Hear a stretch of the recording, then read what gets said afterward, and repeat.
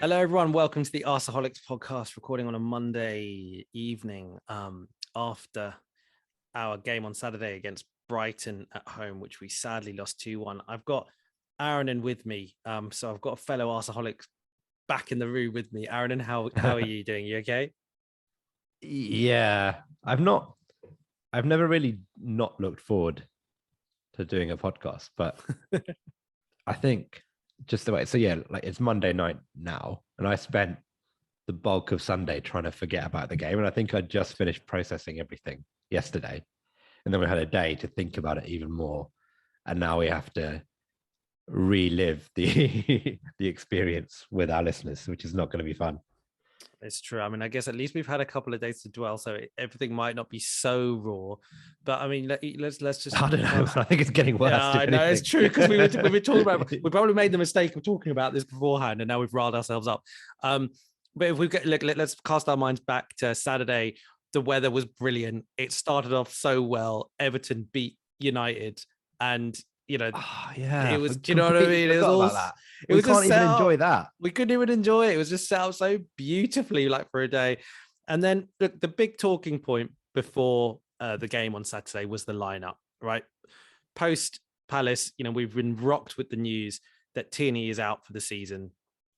We were equally rocked with the fact that it sounds like Partey's probably going to be out for the majority of the season. They're talking about assessing his injury, but it doesn't look good. So these are two nailed on starters in our team who look like they're going to be out for this incredibly crucial final 8 games, or at least the majority of it.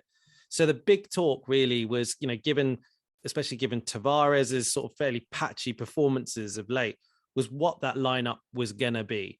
And the lineup he went with was Ramsdale got his place back in goal. Granit Xhaka moved out of midfield into left back. Ben White, Gabriel retaining their places in the center of defense. We've got Cedric on the right. The midfield looked on paper like it had Lokonga as a sole kind of pivot, playing with Emile Smith-Rowe and then, Odegaard and Martinelli and Saka and Lacazette up top. So it was unclear on paper exactly how that, midfield was going to be. Was it going to be Smith-Rowe playing with Lokonga? But, when the lineup was announced, mate, when you saw that lineup, what were your thoughts? Is that what you wanted? No. So I was quite clear with this. I think we spoke about this, and I think you were broadly aligned. And actually, I know like social media isn't representative of the entire fan base, but I thought if you broadly did a poll of what the fans wanted, which is not necessarily the right thing to do, I think most fans were like, actually give Tavares a game at left back. And that was my thinking for 2 or 3 main reasons, which again, like I'm not happy about this, but I think have been proven very, very right in the sense that I think all those concerns I had manifested themselves in one way or another during that game. So my main reason for wanting it is actually like we bought Tavares in the summer, where we were like, okay, we've got a left back in Kieran Tierney who sometimes has fitness problems. So let's buy a backup left back. And everyone was like, look, well done. And in the early part of the season, we were like, actually, we've done really well here to get a left back for little money who's happy to be a deputy. This is perfect. And he came in and he had a really good run.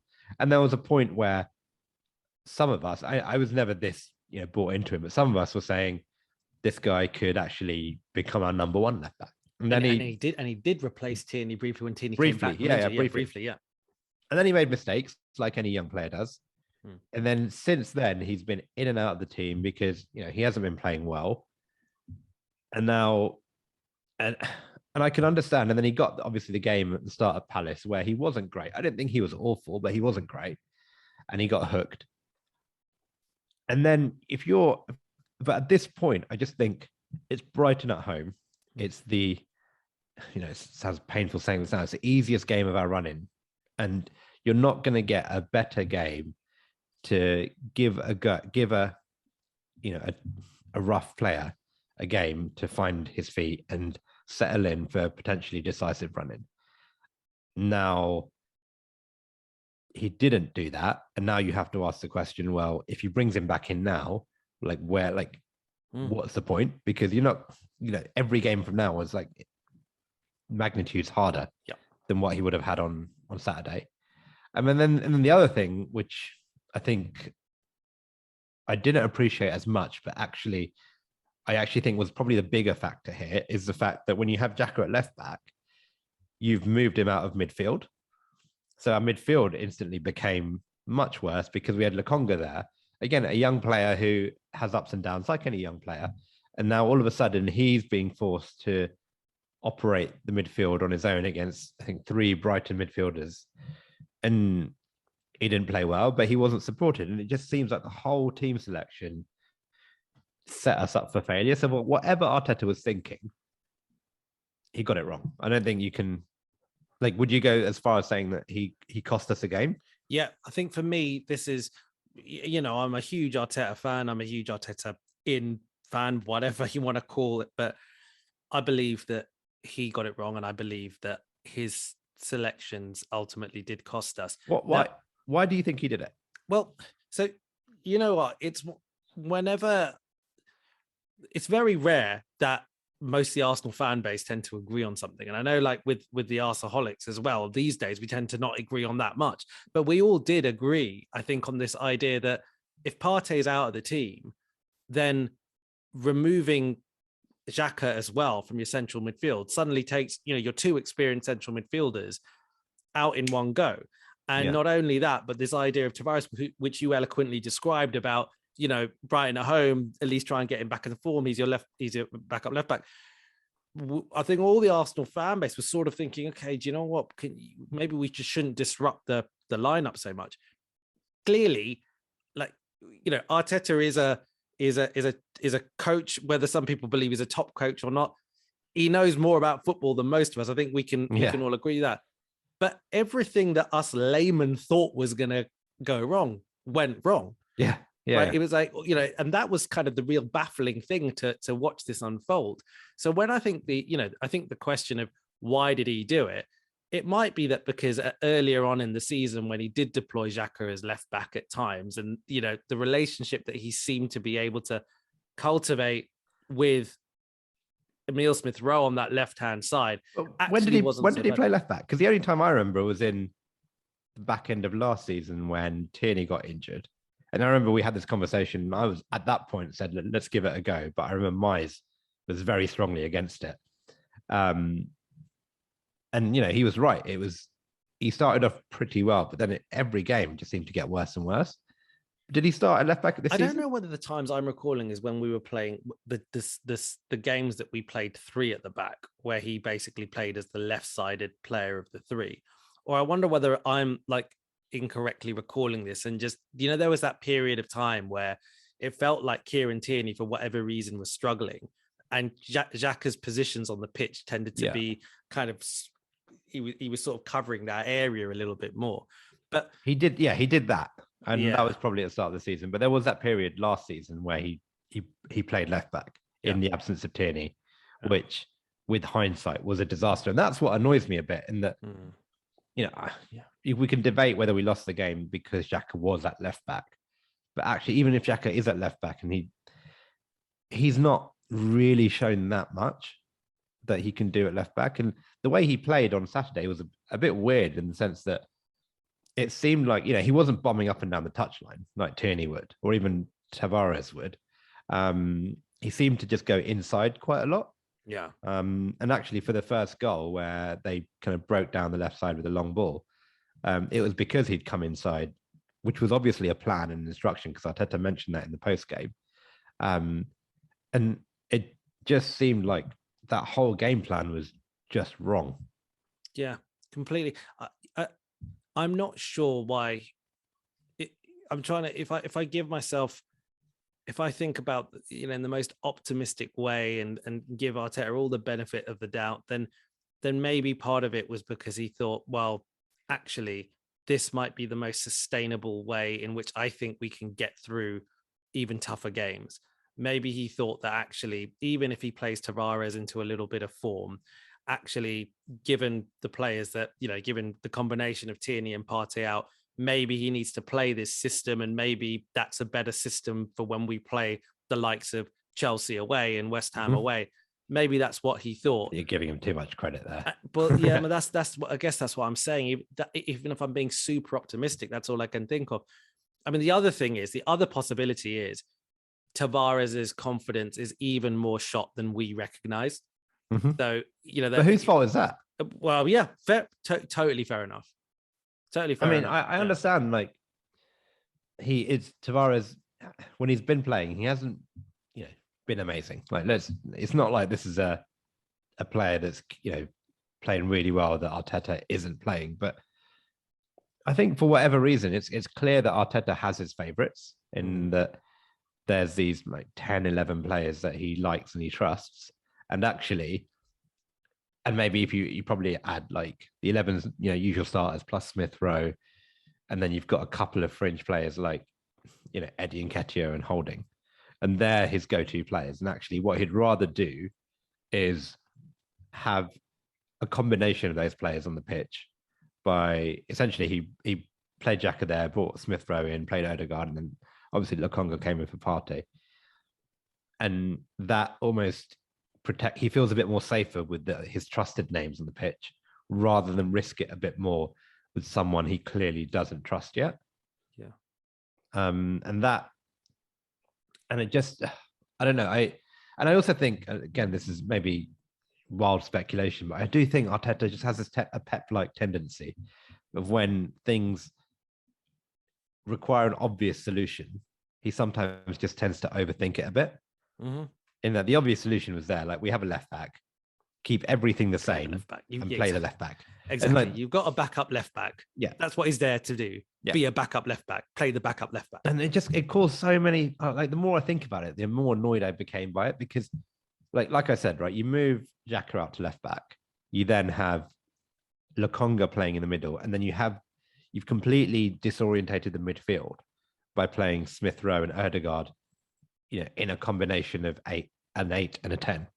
And what was working really well was this combination between Odegaard playing high up the pitch, Saka playing on the right, and then to a certain extent, Lacazette just kind of interplaying and dropping deep to essentially move those two into position. But because you've now got Smith Rowe in there and Odegaard now dropping deep, that whole attacking five got completely ruined. And it just seemed like no one knew what they were doing. Now, there were individual performances there, and we'll talk about this later on, that didn't help this.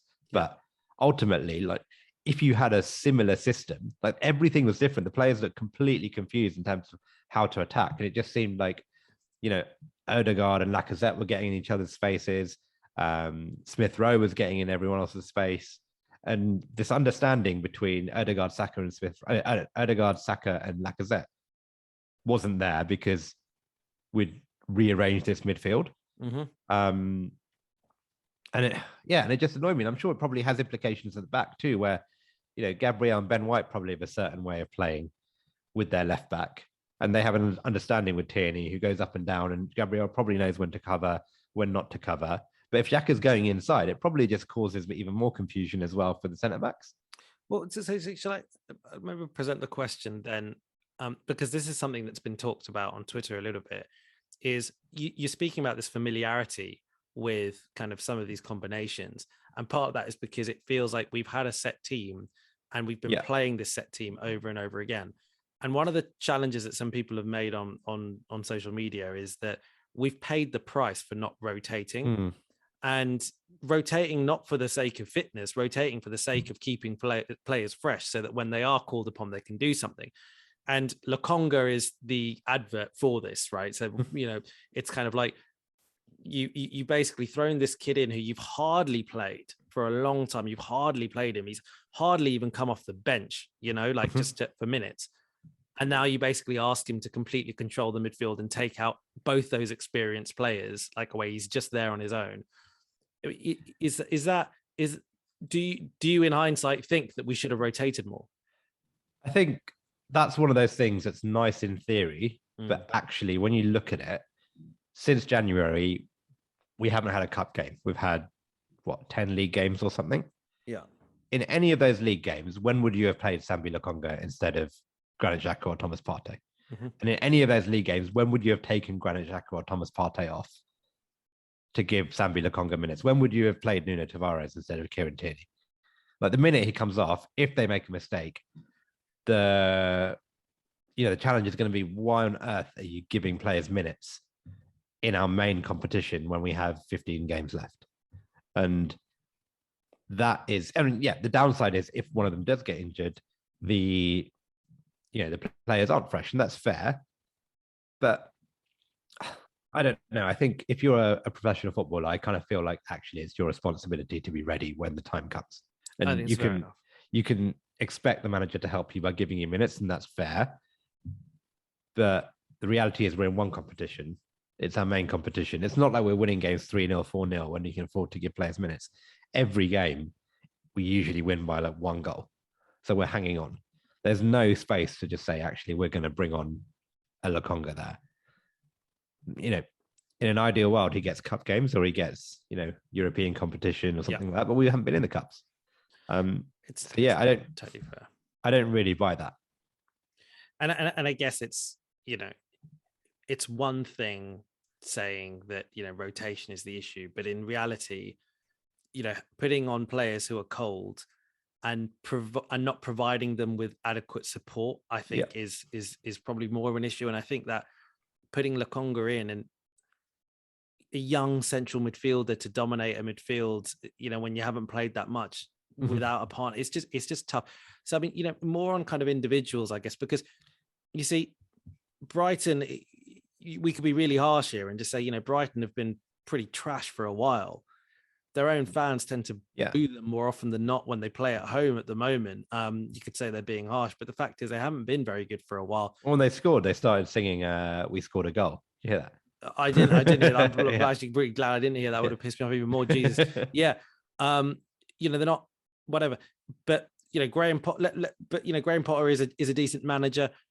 Do you think that because against Crystal Palace, for example, I'm sure Graham Potter would have watched that game and taken notes and tried to see the things that Palace did well that stopped us doing well. And one of the things I thought was Palace stopped the supply to Odegaard and effectively kind of rendered him irrelevant. It was a very similar kind of performance from Odegaard, where I didn't really feel that he necessarily had a bad game. I felt that he wasn't really receiving the ball in good areas. And it could be because of what you said before around the fact that he was dragged into slightly deeper positions because of Arteta's formation. How much of an issue do you think that is, that seemingly if Odegaard stops playing now, we seem kind of void of ideas? Yeah, I think actually if you look at the Palace game, what I thought was that the way they stopped Odegaard was by stopping Thomas Partey. And by stopping Thomas Partey, all they did was basically surround him with midfielders who ran. And I thought players like Conor Gallagher on Monday had a really good game. And actually what they did today was they dealt with Lokonga, and Lokonga was on his own. So they, with the 3 midfielders, they basically ambushed him, pressed him, harassed him, and stopped him from getting the ball anywhere decent. And that then stopped Odegaard from getting the ball anywhere decent. And then when you break that link in midfield through having Xhaka, what usually happens is Xhaka and Partey get the ball to Odegaard in a dangerous position, and then he does his magic with Saka. But you're right, that completely stopped Odegaard getting the ball anywhere decent. That on top of like what you said, the fact that he was being asked to drop deep into positions where he probably wouldn't normally be or want to be, just meant that it completely nullified our entire attack. And then again, you go back and then say, well, actually, in that situation, you probably want one of your fullbacks pushing up and giving them an option. But I thought Cedric and Xhaka were, quite, what's the word? Like, didn't really push forward and didn't really give them the width. So it was a combination of things. And again, it goes back to this thing where when you disrupt one thing to protect your left back or to, make sure that you're protected at left back, he broke so many other things. And then on top of that, I thought Brighton did really well and stopped the ball getting to Odegaard, like you said. Yeah, it's I think although we don't want to be too negative all the time, I think it is important though, because there's a lot of fans on social media who have been saying, well, okay, but if Martinelli's goal is allowed when it was an incredibly debatable kind of offside. Okay, all right, yeah, we should talk about this. So what did you feel? So obviously at the time in the ground, right? It's very hard because you don't know. You see it being reviewed, and it went on for a long time. And I remember even thinking at that time, given how long it's going on for, I was like, if you need to look at it for this long, surely it's not that clear, and surely there's a level of debate. And what's always bothered me about offside is around the frame that they always take, because it's always a case of, did the ball leave the foot at that millisecond, like et cetera, et cetera. So that was my initial feeling. Now, from seeing the replays, it frustrates me even more because it feels like there's so many frames where it looks quite clearly that a Brighton player's foot is actually, playing him onside. But there are other frames, if you look at it, depending on kind of, when you stop the tape, where perhaps it looks like he's slightly offside. But it just frustrates me so much that something that debatable, clearly where there's angles that are, indecisive, you give it offside. I mean, what was your thoughts? Yeah, I don't think either of us, because we're at the ground, when you tend to watch games in the stadium, you don't get as wound up by refereeing decisions in the stadium, because you either don't see the replays or, when you watch it on TV, however, they show it to you like 4 or 5 times. But I'd actually gone to get a drink at that point, and in the screens in the concourse, they had the full like VAR experience. I don't know. I think you'd come inside at this point, but if we were sat at our seats, we probably wouldn't have seen all the replays. But like you said, they spent 5 minutes, and I don't think any referee could look at that and confirm and say, hand on heart, they are 100% sure that's offside. And therefore, if you're not 100% sure it's offside, you can't give it. And it's been given onside. Like, it's not on the pitch. It was not given. So, it's not given. But I guess in that situation, the linesman wasn't sure, right? Fine. So he probably that's said, the current trend. Yeah, that's the current way they do it, right? Okay. So it's not like fouls where they have to make a call. Fair enough. The linesman's not sure, which is enough reason to say, okay, I'll look at it. But the first time I saw it, I actually thought it was offside. But the more they look at it, the less clear I am. And they would have gone through that same process where the more they look at it, and you can see where they zoom in, where they don't zoom in, where they try and see who touched the ball last. There were a lot of areas where it was doubtful. And I just think it's just another example of a call where it's 50-50 and it's gone against us. And there have been a lot of calls like that where they've found ways to stop us rather than finding ways to give things for us. And like, as bad as we were, as bad as the team tactics were, as bad as the players were, as bad as almost everyone on the pitch was, if we go into that game at halftime at 1-1, completely different. It is a very, very different game. It's completely different. And I think you're right. We probably didn't deserve to score from a kind of a balance of play. Didn't. But it's irrelevant, really, isn't it? That's not how football works. Sometimes we score, yeah. Sometimes we score, exactly. At the end of, when you look at the league table, you don't go and reflect and go, yeah, but there was that game where they didn't really deserve to win. No one really cares. So that it completely changes everything. Unfortunately, whatever. But I think that, I think we sort of want to focus more on the themes, and I think it's appropriate to do so. And the fact is, like, it's not on the balance of play. We didn't deserve to win that game. When we were 2-0 down and we were searching for goals, yes, we were piling on more of the pressure. We were attacking more. Brighton were kind of sitting a bit within themselves. We had a couple of chances, towards the back end. I think, did Eddie hit the crossbar at some point? He hit the crossbar. Yeah, so he hit the crossbar, I think, after we scored the first.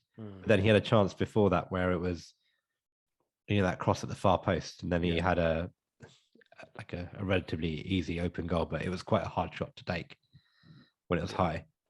And then I think there were a couple of other shots as well. Yeah, and Odegaard scores his goal, which is pretty heavily deflected. Looks great. It's at quite a fun time of the game where you've got a little bit of time left, and there was some bizarre decisions from the team, in injury time. I don't know if you recall that kind of set piece routine that we took, and then someone was played up, someone was offside. Pepe played it into Odegaard, who was offside. Yeah. Well, that was ridiculous. That was infuriating, wasn't it? That was so bad. And that's the type of stuff that just wasn't happening 6 games ago. It's very true. Very true. 6 games ago, we bring Pepe on. He plays really well and gets an equaliser and plays a huge part in Lacazette's winner or Lacazette's deflected winner against Wolves.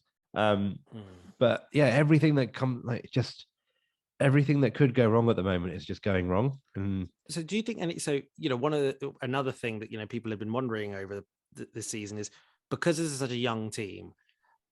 Ultimately, when the pressure is on towards this kind of back end of the season, and if some things don't go our way, will they lose confidence through kind of experience, their lack of experience? And the counter to this is actually throughout this season, there's been various times where we have lost a game and actually bounced back, and so that that's been a sign of character.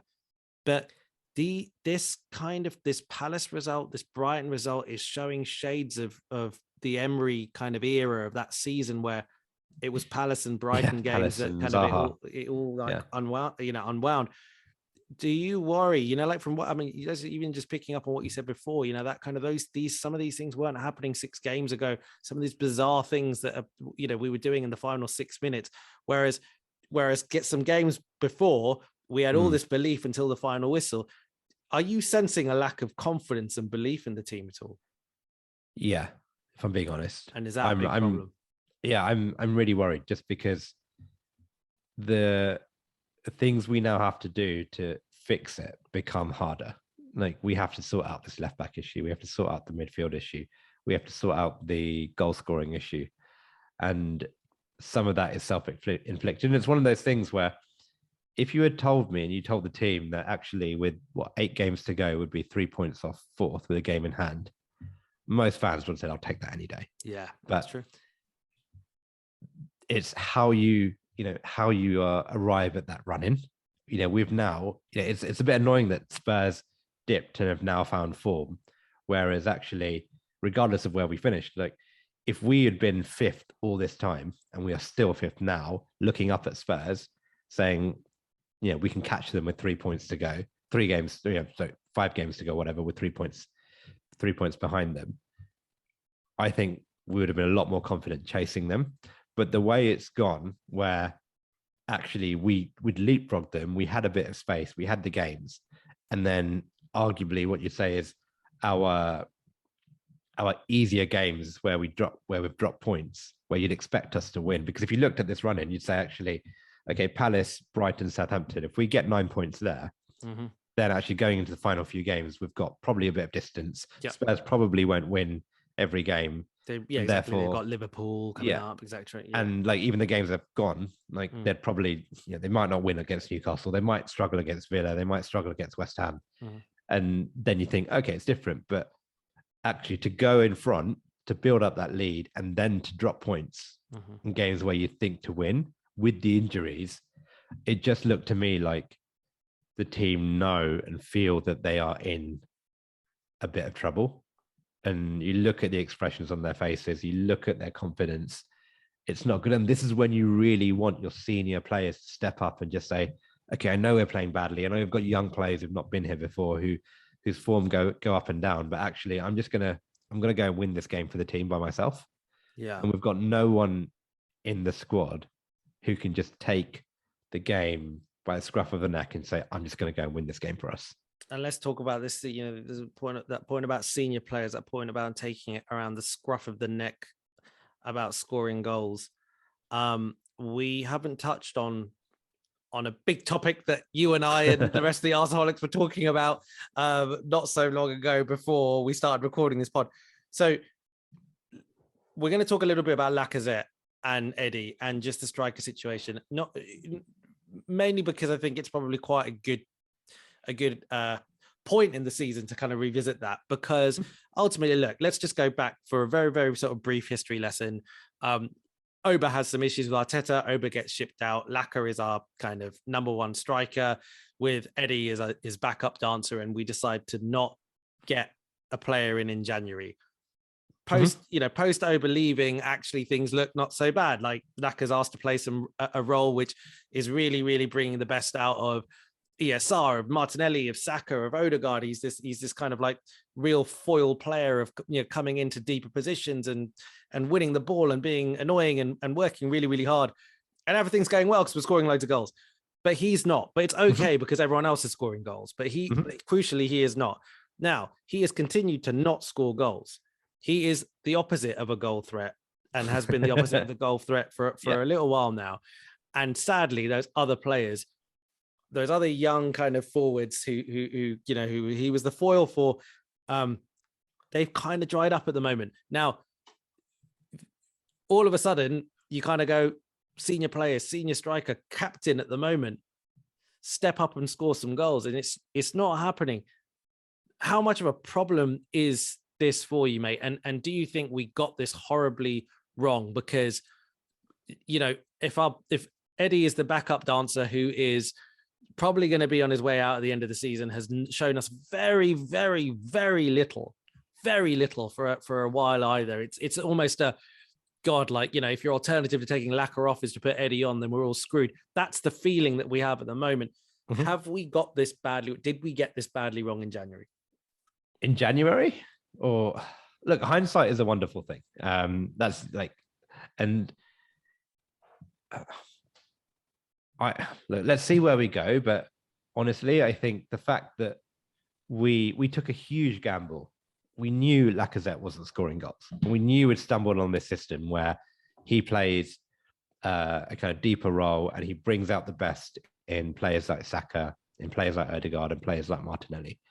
But I just think, and I'll come back to like, should we have done something else in January in a minute? But I just think we get such an easy ride sometimes with just how bad he is going forward and scoring goals. Like this is a 50 million pound striker. Yeah. Right? We're 50 million pounds. And I watch him now and he just has zero interest or zero belief that he's going to score goals. Like, I was watching him when he was, you know, in the box. He always just seems to take up the worst possible positions, like, which is usually at the back post behind a defender. And it's just assumed that, you know, we've probably said it a few times, like, what's the point in crossing the ball in? Because, you know, it's only Lacazette. I think Lacazette knows that. He's not going to fight for a cross. And I think the defenders know that. They think, well, this guy isn't even going to get in the box. And if he does get in the box, he's largely going to be quite ineffective. And, you know, how many goals has he scored this season that are not penalties? I don't know. 2. And I read something that, like, in the second half, or maybe even full time, don't quote me on this, but he had something like 6 passes in the game or something like that, like something ridiculous. And like, yeah, it's all well and good that you drop deep, and that's fine, and that's your role in the squad. But you, even if that was Smith Rowe, you'd expect more than him scoring 2 or 3 goals this season as a midfielder. Like, you can't have someone that is doing absolutely nothing when it comes to contributions going forward. And this isn't like some young up and coming kid. This is our most senior player, our captain, arguably one of the most accomplished players on the pitch. Yeah. And, you know, we knew this. You know, we knew he was never going. I mean, I think Arteta probably expected a bit more from him in January. But ultimately, we made a call to say, we're going to run with Lacazette and Balogun, I mean, Lacazette and Eddie Nketiah. And we're going to hope that between those two, plus the goals that we'd hopefully get from Saka, Martinelli, Smith Rowe, Odegaard, that will get us through to the end of the season. And I think you had to be really, really optimistic for that to work out, because not only do you have 2 strikers who probably have about 4 or 5 goals between them all season, you then have young players who are completely unproven in terms of consistently being goal scorers. And they're young players who will have great moments where they rescue us, but they will also have moments where they're really quiet, where they struggle, where they need help. And to build the entire season on that, yeah, I think you can either look at it as a gamble where you say, you know, we were either arrogant or we got carried away, or maybe, if I'm giving, you know, the Arsenal hierarchy the benefit of the doubt, I think they said, well, you know what, if we don't get top 4 this season, it doesn't matter, because I'd rather not break the plan that we're building towards something than risk going for top four now that does break the plan. And this is what we were talking about, right? Which is like, should we gamble on going for top four? And should we gamble on getting there now a season early at the risk of like signing someone that probably might not work out long term, that might disrupt the team in the next 6 to 12 months? Yeah. Or do you just say that this is a structure? If we can't get the long-term signing, which we tried to do in Vlahovic, that didn't work out, we say, well, we'd rather not sign anyone and not take that short-term gamble. Yeah. So, I mean, because the Vlahovic situation is probably evidence that your possible theory about whether it's a case of we have a plan and we're not deviating from that plan. It seems like that is the case, right? Because it's not a case where the board said you don't have any money to spend in January. The board clearly said if one of our strategic targets comes up, you can have all the money. And clearly, like, we tried to do that, and it didn't work out. And that was essentially a case of trying to accelerate our plans. And hey, if we had got Vlahovic in January, it's very hard to imagine that we wouldn't be in a better position than we are now. It's very, very difficult to imagine that wouldn't be the case, but we couldn't get him. And like you say, then there's that case of saying, all right, well, do we get someone who is not in the plan, but is someone that we think that, all right, he might be available for 15, 20, 25 million, I don't know. And we genuinely think that if we sign this player, even as a backup striker, it will increase our chances of getting top four. And you know what? It might not be a player we would have got otherwise, and it might not be a player that we even want for that long. But we want to do it because we genuinely believe that it will give us a better chance of finishing in the top four. And it feels like, that question was asked, and they said, no, we don't want to do that. I think there's a couple of things there. I reckon if you probably asked deep down, did we really think in January would be in contention for top four? Yeah. I can't remember where we were in January at the start of the season, league-wise, but I don't think you had anticipated Tottenham dropping points and Man United being as bad as they were since. And us going on that run, like you said, 5 away games, it was only Man City, I think we lost to, and then, eventually then Liverpool, right? But then other than that. Yeah, exactly. And I think maybe they thought, you know what, like top four is going to be too much of a stretch. I don't think they thought we'd be this close come April, knowing that actually we might need those goals against Palace or against Brighton, or maybe they thought actually against Palace or Brighton we'll probably have enough, but against Chelsea, West Ham, Liverpool, Man United, whatever, we'll probably fall short, and that's where we'll end up finishing 5th or 6th. And it's hard to say, but I can't help feel that actually, look, this is all hindsight. Like, we don't know where we're going to be in the summer, right? If we can go and sign 2 top quality strikers in the summer, who are like part of a long-term plan, or not top quality, but a plan A striker and a plan B striker in the summer, and then that gets us 4th for the next 3 years, then in the grand scheme of things, the long-term plan, we probably don't look back on this and say, oh, what if we had that striker this summer? But I mean, what if we had that striker in January? But sometimes I just feel like we've been so burned by these dodgy short-term signings before, like the Willians. I'm not sure who else we signed in January, but I mean, Willian was. There's ones that you don't like. There's like Cedric. I mean, like Cedric, yeah, dislike. Yeah, exactly. Like we could be lumped with someone like that.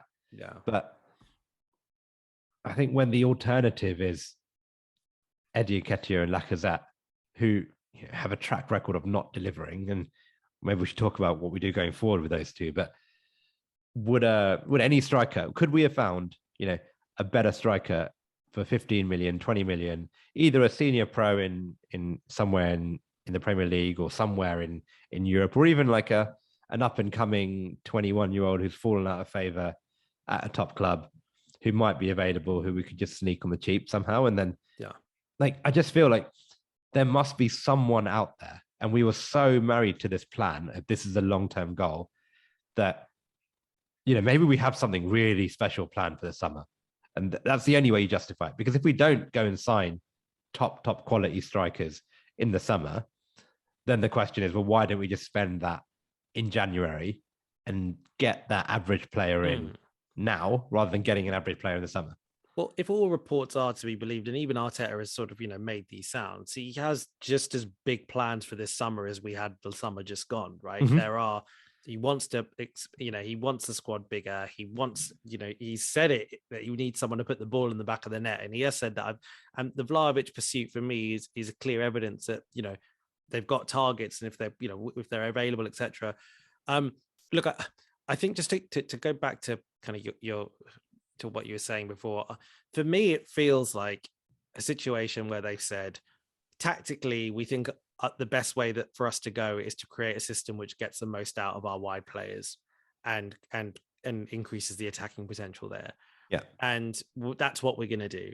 And as far as a plan B goes, well, we don't really want to spend money in January on a plan B that, but that perhaps is just a short-term fix, a problem that we might need to solve, etc. And maybe it genuinely was a case where they looked at it and they go, is there anyone out there that we think that we would actually want for 20 million? Let's just say we're pulling 20 million out of the air. Yeah, let's yeah, just say whatever it is. Yeah. And maybe they did look at that and then they went, no, actually, there isn't one that we think is a good solution. Do you buy that? Do you really think if a Chelsea or if a Liverpool or if a Man City needed a striker in January, where they were like, okay, well, if we don't buy a striker, it's really going to damage our chances of getting top four. Do you really think they don't find anyone?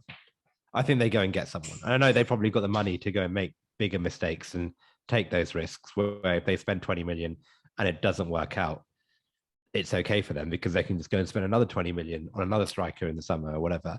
But I think it probably does come back down to that. I think we have been burned massively by our fear of short-term signings sometimes. And I think, maybe we're so attached to this plan. Like, let's see, we'll never know, right? And then the other thing that, Mize made this point is that in which case, maybe should we have just kept hold of Balogun and said, actually, it's going to cost him 6 months of development time, but actually, screw your 6 months of development time. What we need you to do is actually come on in 3 games in the next 18 and get us a goal. And maybe they thought Eddie could be that player, but then that's a bad call on Eddie. Well, so I'm inclined to agree to say that if we believe Balogun's as big a talent as we think he is, we offered him, we gave him a new contract. Allegedly, 1 million clubs wanted to sign him, and if we know that Eddie's going to go, why didn't we have Balogun as our backup striker? Yeah. So on one hand, I think that. On another hand, I sort of think, well, Balogun couldn't get a loan move to a Premier League club yet, and he's gone to a Championship club, and actually he seems to be doing okay now, but it's not like he's completely not. It's not like the world is talking about him. So maybe to some extent they knew very clearly. They were like, he's not going to be the right backup option right now. It's better for him to go out on loan. And again, maybe this kind of really backs up this whole point about how they perhaps are just really looking at the long term. I agree. For this squad. I was going to say that. Actually, I think that when you analyze it rationally, the message is actually, we would rather not get top 4 this season than risk messing up the long-term plan. Yeah. So this is a fairly contentious, I think, view, but I think that there is something there, which is that there's an argument to say that our squad is nowhere near ready to play Champions League football from a kind of like numbers perspective and et cetera. It's just not ready, right? So there's an argument to say that actually, would we be able to actually bolster it in the right way to compete in the Champions League and maintain a position of maintain a top 4 fight next season, is actually a smarter way of managing this squad to almost take it to the Europa League next, increase the squad size a little bit. I don't know if I buy that. I'm not saying I agree with it. I'm saying that is a theory of, actually, do we shoot ourselves in the foot by next season playing in if we're in the Champions League and it's just too taxing, and actually we end up falling out of the top 4 again. And I don't. The more I think, I don't really buy that. I think the Champions League group stage has some bang average teams in it as well. And actually, I think any English team, and I say this as like like, even if West Ham make the Champions League, even like Spurs, and even if I don't know who else is in there, like Leicester, I think you'd expect them to be able to get out of the group stage. And I mean, seedings make it hard, and like you get one big team. I'm not saying the Champions League is as easy as the Europa League group stage, but yeah, like if you're the Europa League group stage, you can pretty much have a second team that go at every home and away, right? But we can't do that in Champions League. But I think the financial benefits of being a Champions League team mean that you can go and get that one world-class player that really changes things. You can't do that in 5 seasons of Europa League football. But so is there a risk though, mate? Is there a risk that you're right? So you qualify for the Champions League, you suddenly can go start buying Champions League players, attract Champions League players. Yeah. But if for whatever reason you don't genuinely believe that you will be able to sustain a Champions League campaign and finish in the top 4, then don't you get yourselves in a massisse problem the season after that by then being basically a Europa League team on a Champions League budget? I mean, I think if you if you accidentally, I know what you mean. Yeah. But I think if we accidentally, like what you're basically saying is, if we accidentally qualify for the Champions League, like I think you get enough money to just deal with that problem and figure it out. And like judging, we're not going to be buying Europa League players next summer just because we're in the Europa League. We're going to be buying players who should be Champions League level. We're not buying them for 1 season. We're buying them for 4 seasons. Yeah, agree. And agree with you. Therefore, what we should be doing is, I think if we like you said, if we accidentally qualify for Champions League a year ahead of plan, just deal with it. That we can deal with that. I think it's a good problem to have, and I don't think anyone really complains. But I do honestly think that the club have basically just said, not that qualifying for the Champions League is not that important this season, but not at the cost of doing short-term signings that might cost us Champions League next season, or might cost us the ability to sign a top level player. And we don't know like what the finances are, but sometimes I wish that Arteta can't come out and say that, right? Like you can't come out and say that actually, like it doesn't matter to us. So we're gonna we're happy to sabotage a season at the cost of getting Champions League. And like the more we lose games, that is the question that's gonna be asked. And no one will know, right? If we had signed a bang average striker in January and he had come on and got us an equalizer or got us a goal or something like that, or just even allowed us to like rest some players for 20 minutes here and there, like who knows? I don't know. I think I'm more on the risky side, which is just take a risk sometimes. Like you've got this long-term plan, but it's really hard to plan long-term in football. You don't get that luxury sometimes. And if the board must have a huge amount of faith in Arteta sticking around, but anything could happen in the summer. Well, and I think, and this is a hypothetical, these are things that we'll never know. I think in their minds, that they've said, these are the players that we want in the summer, and we believe that these players, not only can we afford them, but they will come to us even if we're not in the Champions League. If they have that in mind, and if they said, if we were to buy someone in January, a short-term fix in January, that might impact our ability to buy one of those players who we think will come even if we're in Europa League, then they're probably doing the right thing. Right? In terms you would hope they've had those conversations. Exactly. And, exactly. But these are the sorts of things, unfortunately, we have no idea. We have no idea. We could debate it all day. Yeah, let's see. So quick question for you on that last point. Go on. Like I've heard people say that actually we should drop Lacazette for the next game. Yeah. And start Eddie. Like, what do you think? No, I don't think so. Oh, really? I don't think so. I think if you're going to do something different, then I think that you just go for Martinelli up front and play Smith Rowe on the left. And play okay. There's 2 questions there. So A, would you drop Lacazette? And then B, who do you start to replace him? But so question A, like, would you drop Lacazette next game? Okay. Honestly, I probably wouldn't drop Lacazette next game. But I would do everything I can to get us back into a system that is more familiar. If that means kind of bringing Tavares, but listen, Southampton just lost 6-0 to Chelsea. Okay. Yeah. They've been losing games left, right, and center. I know we're away from home, but we that doesn't really so mean Brighton, anything. Right? Yeah. Look what happened. Exactly. I personally think we need to get back into that formation. I think Tavares, even if for whatever reason, if he hates Tavares so much right now, and I hate strong word, but you know what I mean, if he really doesn't want to play Tavares for whatever reason, I would almost prefer that he put Cedric at left back, put Ben White at right back, and played holding with Gabriel in the middle. But That's even more extreme, isn't it? Yeah, but at least we can put Xhaka back in central midfield. And I'd love us to go back to having Xhaka in central midfield with Lokonga, so we can just then play, Odegaard in the space that he's doing so well in. Just go back to some familiarity. And if we did that and we play Smith Rowe on the left and Saka on the right and Martinelli up front, I'd rather that than for me with Eddie. What's really wound me up, over the last kind of however long, is that because Lacazette hasn't been playing that well, he's had Arteta was probably desperate for him to give him competition. He's probably desperate. Yeah, well, why he keeps bringing him on every game. Yeah, absolutely desperate. And I look at him and I go, "You're not even trying that hard." Like, I don't think he's trying that hard. I don't look at him and think there's a guy who's really playing for like a Premier League future. Because forget it, even if he doesn't want to play with us anymore, even if he doesn't think there's a future, he's got. Now, I remember, Kish on the last podcast, when he was here, we were talking about Palace. I can't remember if he mentioned it on the podcast or to me previously, but he sort of said Eddie's playing like a guy who already has a move. Like, he's playing a guy who's already signed for someone else, right? I wouldn't rule it out. Yeah. I think if he has, I think we probably handle that Balogun. Maybe it's happened recently, but I don't think we knowingly then go into the run-in or the second half of the season with just those two. And I think we then keep someone like Balogun if he has. Perhaps.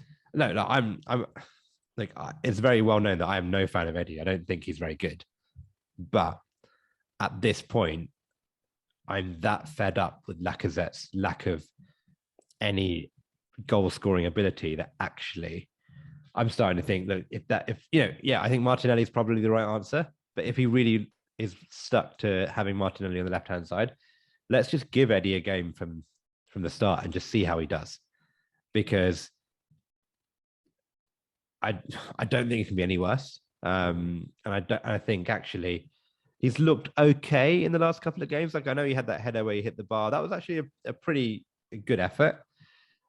And, at least having someone in the box, he might miss 2 or 3 sitters, but at least if he gets that fourth, he'll take it and the chances will be created and he'll put one of them away eventually. But perhaps, I think, look, I know that the bar is very, very low. Yeah, the bar is low. And I think the other thing is, although I don't believe that Smith Rowe's played well the last 2 games, I think he's still our top scorer. And is he? Okay. I'm pretty sure he's still our top scorer. And so I think, given the bar is pretty low with regards to kind of, the goal threat by whoever's playing number 9 at the moment. Yeah. Is it really that bad an idea to just play Martinelli up top and play Emile Smith Rowe on the left-hand side?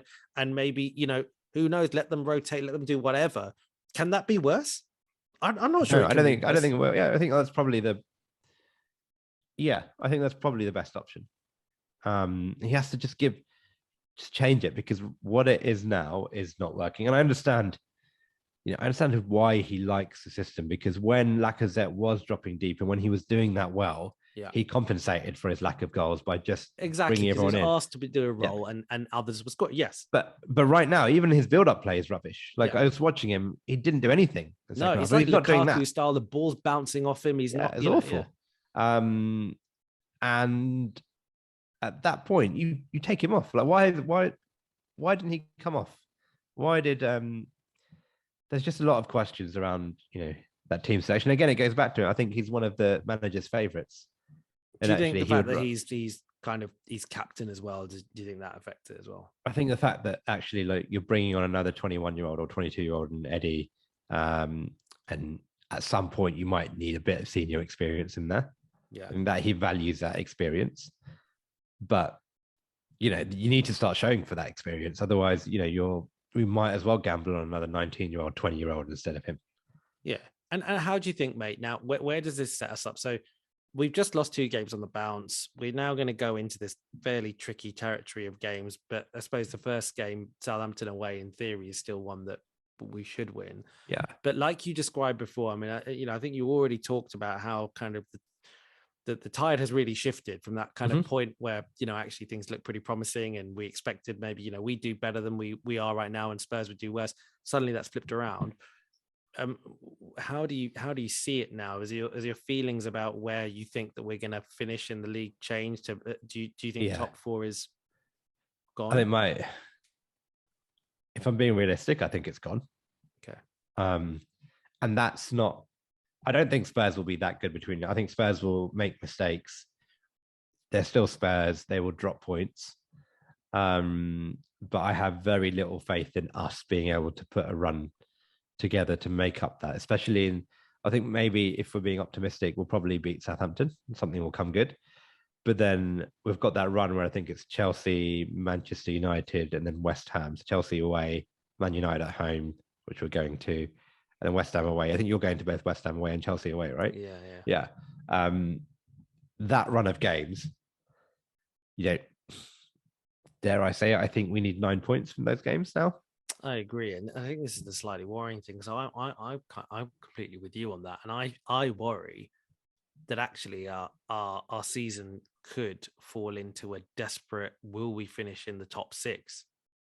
I'm a bit worried about that, to be honest, because it could very quickly, after this little run of games, there's every chance that we could lose 2 or 3 out of those games. Yeah.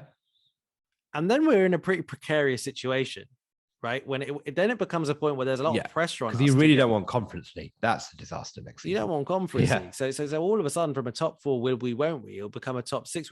And the problem with that is, I imagine that if we suddenly we get pulled into a top 6 battle, the mentality from the team to be able to go shift gears into maybe we're going to finish top 4, into oh crap, we might have to hang on for a top 6. I worry about how they will deal with that mentally.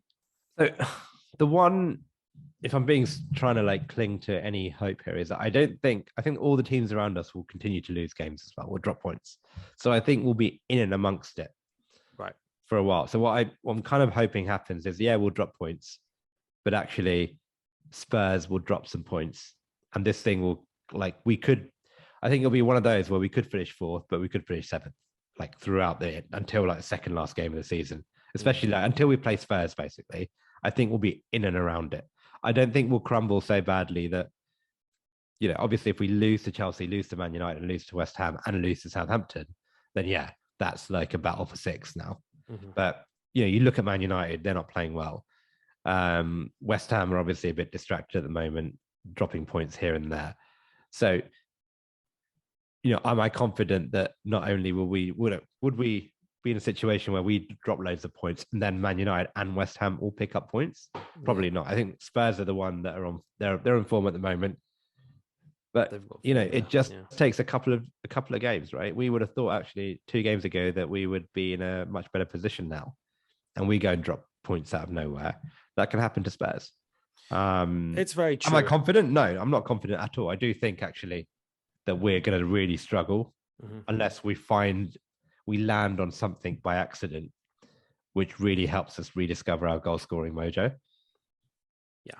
The disappointing thing is, from my perspective, is from watching from being at the last 2 games, I'm struggling to visualize us playing well at Southampton. I'm almost struggling to visualize us playing well at the moment. And that's what, go on. And I think that's just what really annoyed me was actually I looked at this Brighton game and thought, actually, we couldn't ask for a better fixture post-Palace to just find our form again, rediscover what we were doing pre-international break. But if anything, it got worse. We made some odd tactical decisions. We made some odd personnel choices. We couldn't really get going up until the last 3 or 4 minutes. I don't know, but if I'm being optimistic, you look at our expected goals on Saturday, we had, we probably should have won that game if we look at the chances that we had versus what Brighton had.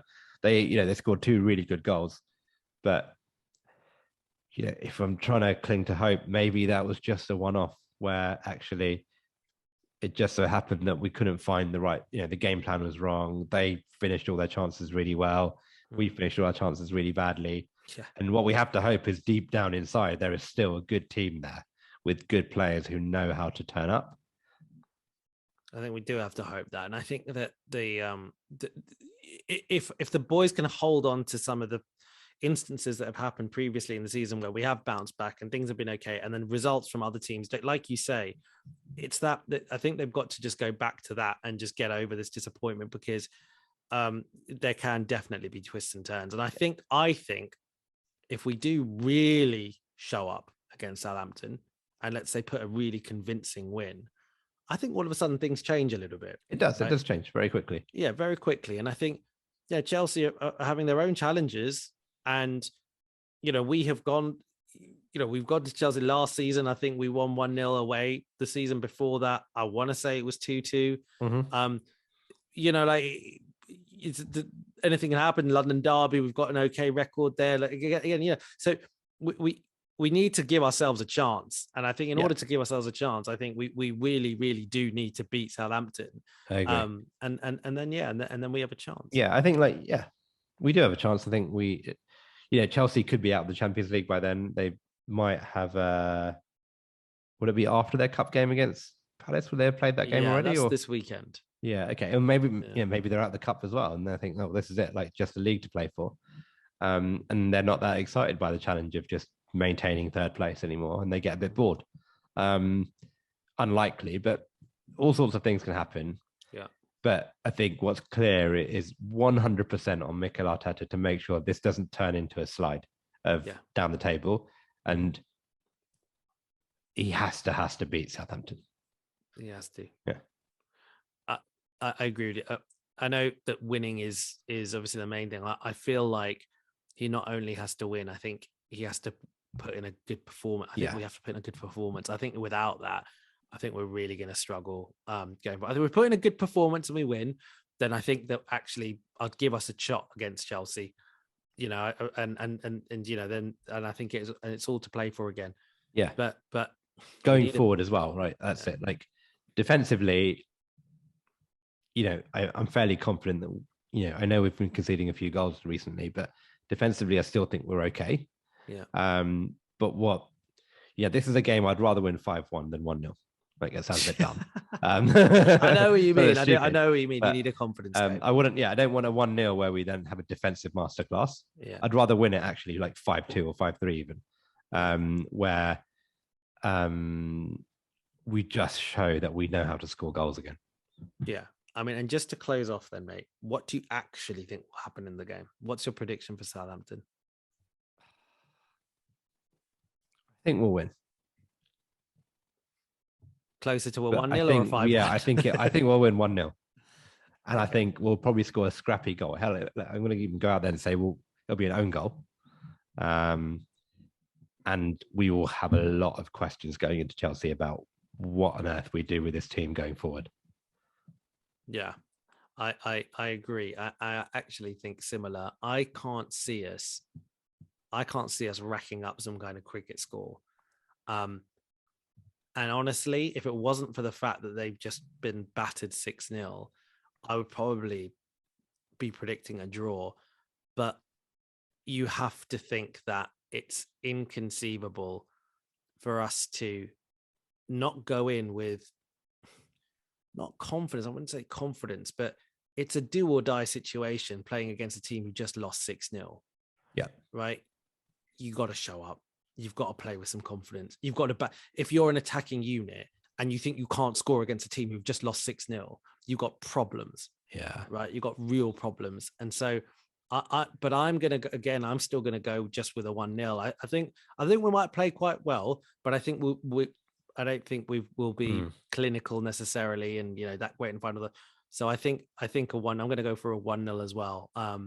I worry about if we concede first. We haven't got a very good record of coming back when we concede. I can think of the Wolves game, but not that much else. So I worry about if we were to concede first, but maybe if we score first, I can see us kind of hanging on and doing, executing Rob Holding protocol and yeah. That. All right. Look, really fun to chat to you. Yeah, really, really enjoyable to chat to you. Obviously, most of our pods over the last however many weeks have just been like positive. So in some ways it was quite nice to be therapeutic in a therapeutic way to actually have some stuff to like kind of moan about. But hopefully we won't be moaning in the next pod. And I think we really need to win. Really looking forward to reflecting on that. I don't know exactly when we're going to record, because obviously we've got the midweek game afterwards, etc. But we'll figure it out. But mate, thank you very much for the time tonight, and thanks everyone for listening. Really appreciate it. Please, I should say this at the start, but all the normal stuff, please like, share, subscribe, all those things. It's really, really helpful to us. So just appreciate it if you could do it. Cool. All right.